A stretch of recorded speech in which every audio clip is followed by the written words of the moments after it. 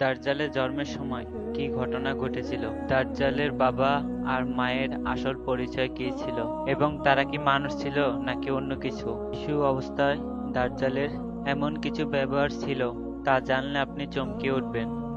নবী সাল্লাল্লাহু আলাইহি সাল্লাম একদিন মসজিদের মেম্বারে উঠে বললেন, মুক্তির দিন আর মুক্তির দিন কি, এই কথা তিনি 3বার বলেছিলেন। এটি বলার কারণ কি ছিল?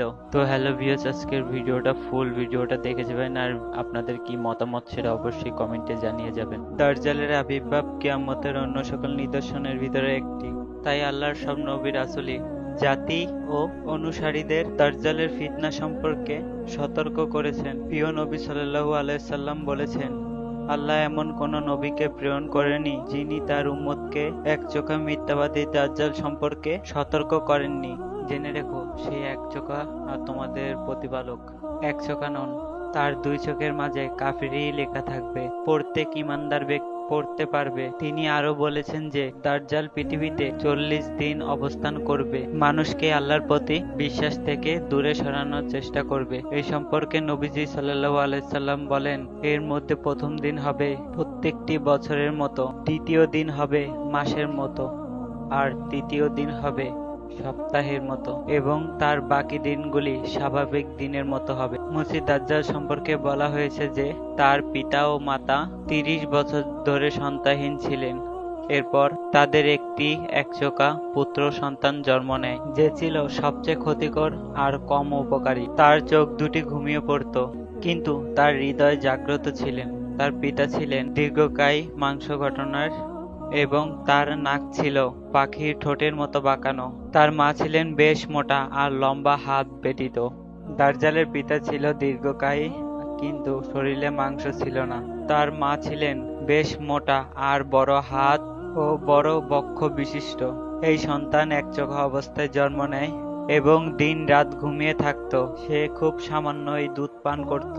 মায়ের শরীরে অতিরিক্ত দুধ জমে গিয়ে বিষক্রিয়ায় তার মৃত্যু হয়। এরপর তার পিতা ছাগল ও গরুর দুধ খাইয়ে তাকে বড় করতে লাগলো। দাজ্জাল সব সময় ঘুমিয়ে থাকতো, এমনকি তার পিতাও অনেক সময় ভাবতো সে হয়তো মারা গেছে। নিশ্চিত হতে তার বুকের ভিতরে কান লাগিয়ে শব্দ শুনতেছিল, সে বেঁচে আছে কি মারা গেছে। নবী সাল্লাল্লাহু আলাইহি সাল্লাম এই সম্পর্কে বলেছেন, তার চোখ ঘুমিয়ে পড়বে কিন্তু তার হৃদয় কখনো ঘুমাবে না। সে ছিল এক প্রকার পক্ষাঘাতগ্রস্ত, নিজের জায়গা ছেড়ে নড়াচড়া করতে পারত না।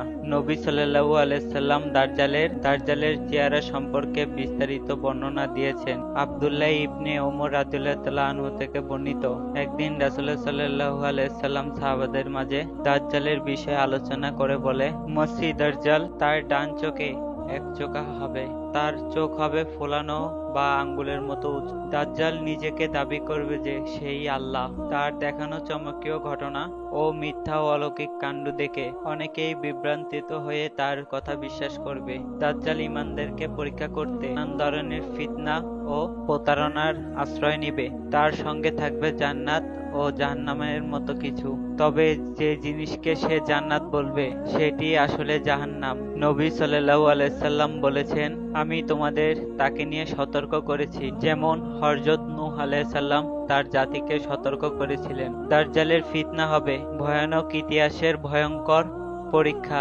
কারণ আল্লাহ তাআলা তাকে এমন সব অতিপ্রাকৃত ক্ষমতা দিবেন, মানুষের চিন্তা শক্তিকে হতবাক করে দিবে। খ্রিস্টানরা মনে করবে সেই ঈসা ইবনে মারিয়াম। যখন সে প্রকাশ পাবে তখন ইরানের আজপাহাড় নগরী থেকে 70,000 ইহুদি তার অনুসরণ করবে। সে পৃথিবীর এক প্রান্ত থেকে অন্য প্রান্ত বাতাসের গতির মতো ছুটে বেড়াবে, যা দেখে মানুষ আতঙ্কিত হয়ে পড়বে। মানুষ তার ভয়ে পালিয়ে লুকিয়ে থাকবে, কারণ সে পৃথিবীর প্রতিটি প্রায় স্থানেতে পৌঁছে যাবে। তবে সে মক্কা ও মদিনায় সীমানায় প্রবেশ করতে পারবে না, কারণ সেখানকার রক্ষক ফেরেশতারা তাকে সেখানে প্রবেশ করতে দিবে না। মুইজি ইবনে রাদিয়াল্লাহু তাআলা আনহু থেকে বর্ণিত, রাসূলুল্লাহ সাল্লাল্লাহু আলাইহি ওয়াসাল্লাম একদিন খুতবায় বললেন, মুক্তির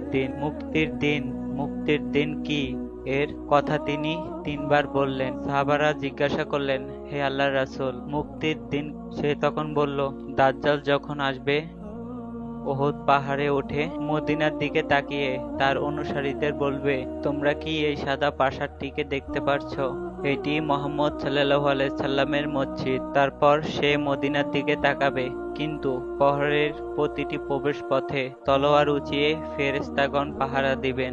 এরপর সে জুলফ নামের সমতল অঞ্চলে অবস্থান নেবে, অতঃপর সেখানে তাঁবু স্থাপন করবে। তখন মদিনা 3 বার ভূমিকম্পের মতো কাঁপবে, ফলে শহরের সব মুনাফিক পাপাচারী নারী পুরুষ দাজ্জালের দিকে বেরিয়ে যাবে। সেটাই হবে মুক্তির দিন, যেদিন মদিনা মুনাফিক ও পাপাচারীদের হাত থেকে মুক্তি পাবে। দাজ্জালের সঙ্গে থাকবে 2টি নদী, একটি সে জান্নাতের নদী বলে দাবি করবে, আর অন্যটি জাহান্নামের নদী হিসাবে পরিচয় দিবে। মানুষ তার কথা শুনে জান্নাতের পানি পান করতে চাইবে, কিন্তু সেটি আসলে হলো জ্বলন্ত আগুনের লাভা।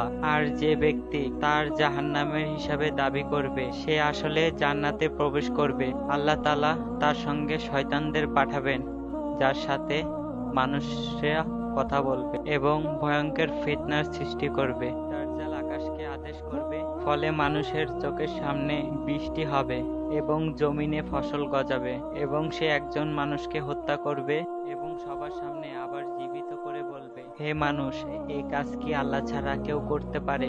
এই কথা শুনে সত্যিকারের প্রভু মনে করে বিশ্বাস করবে।